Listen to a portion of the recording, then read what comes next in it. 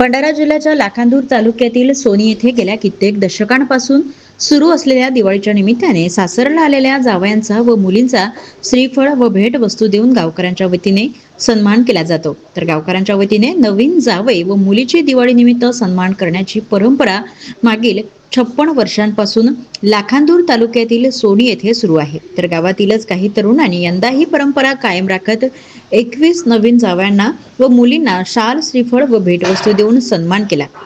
पूर्व विदर्भात गेल्या 5 दशकापूर्वी तालुक्यातील सोनी येथील माजी सरपंच बळीराम बापू नखाते यांनी गावातील नवविवाहित मुलगी व जावई यांना आपल्या घरी बोलावून शाल, श्रीफळ व मुलीची ओटी भरून आदर तिथ्य करून सासरकडून मिळणारा मान सन्मान नखाते कुटुंबातील सदस्यांकडून करायचे। तीच सन्मानाची परंपरा गावकऱ्यांच्या वतीने कायम ठेवण्याचे काम गावातील पुरुषोत्तम माकडे यांच्या मार्गदर्शनात युवा वर्गाने केली आहे।